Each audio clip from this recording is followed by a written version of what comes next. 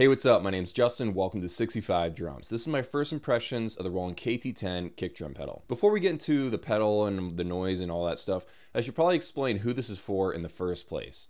This is for really desperate drummers in low volume situations.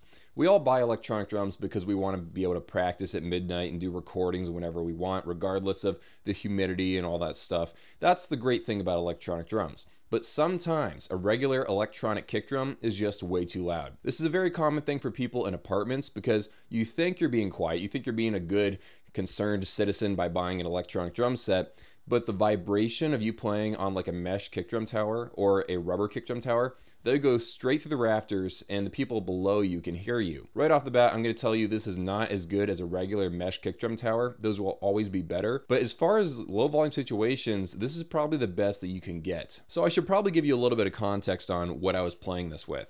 I was using this kick drum pedal with a Roland Octapad and an FD9 Hihat controller pedal. This is kind of like an ultimate micro setup. I'll probably have to do a dedicated video on this later on, but this entire package that you see right here is going to be around $1,000. The whole setup is pretty quiet, but of course we're going to focus on the kick drum pedal, so here's a sound example.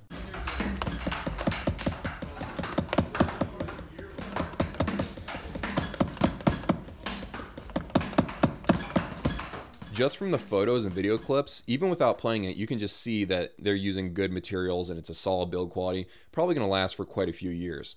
The cool thing about this pedal is that it actually has an extra input jack on the side of it. So you can chain both of these together and use them as a double kick drum pedal. People are asking me about this, and yes, you can use them as a double kick drum pedal, and you're only going to use one input on the drum module because you're chaining them together. That's very nice. I'm not going to pretend that's like a new feature. We've seen this on like the Fat Cat pedals and like the kick drum on the Yamaha DTX 500 series, but it is a nice feature regardless. Now, when it comes to compact kick drum pads, you have two main options you're usually going to choose between. Option number one is something like the Yamaha KU100 or the kick drum pedal on the Roland TD1K. These are basically, really similar to hi-hat controller pedals. They're as silent as it gets, but they feel like crap because they don't have the natural feel of a kick drum pad or an acoustic bass drum. They're basically really, really quiet. That's what they try to do, and that's what they excel at. And of course, option number two is to buy a pad such as a KD7 or a Pintec K3.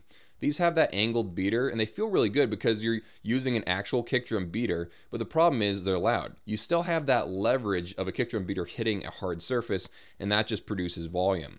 This Roland KT10 is kind of like a midway point between the two. It doesn't feel quite as good as like a KD7 or a Pintec K3, but it is much quieter. And as you can see right here, this is how the whole pedal works. It's got this reverse action trigger mechanism going on. It's a very simple design, but in this case, that's a good thing because more complex, more things to go wrong. Simpler, less things to go wrong. Now, I'm not gonna lie, describing how this pedal feels is kind of tough. It's got a natural feel to it and it's fun to play, but it's got a tad more resistance than I prefer, and I can't really do that hyper fast double that I like to do on regular kick drum pads because you don't really get the rebound after the initial impact.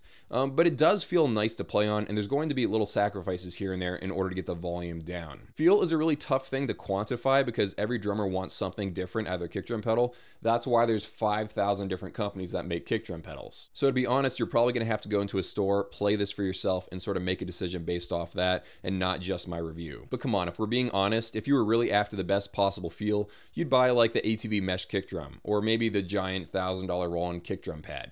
But the reason why you consider this pedal at all is because your neighbors are yelling at you, and this fixes that problem.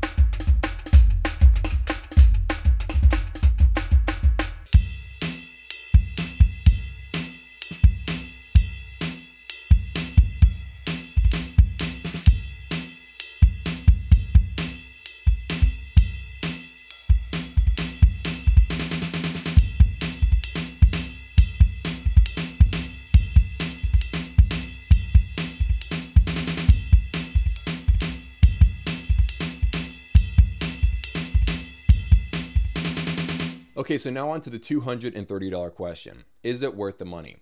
Now, I've got to say, this is a very specialized product. For me, this pedal is completely worthless because I don't need something that's low volume, and I'd rather have, a 22-inch bass drum.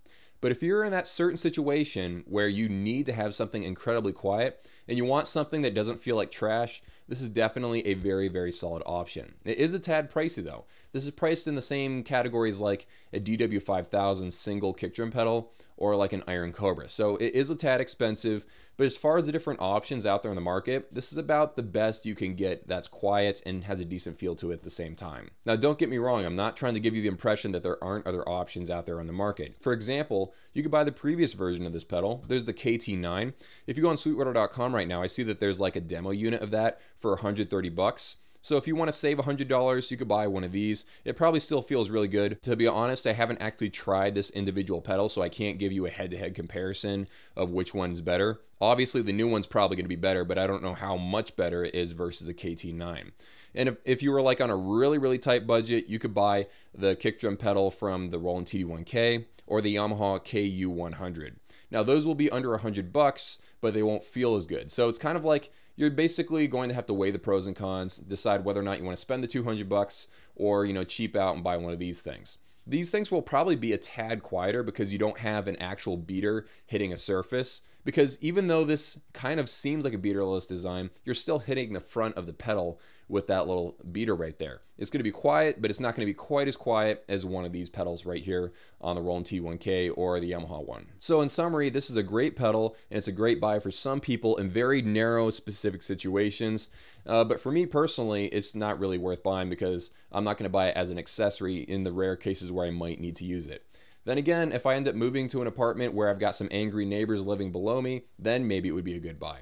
So that has been my quick review. I do like the pedal quite a bit. If you've owned this pedal or if you've played it at a store, leave a little mini review down in the comments below. I'm really interested to read your thoughts on this. Big shout out to today's Patreon sponsor, Benjamin Watkins. Thank you so much for helping support 65 Drums over on patreon.com. I really do appreciate it. Have an amazing day, everybody, and I'll see you in a few.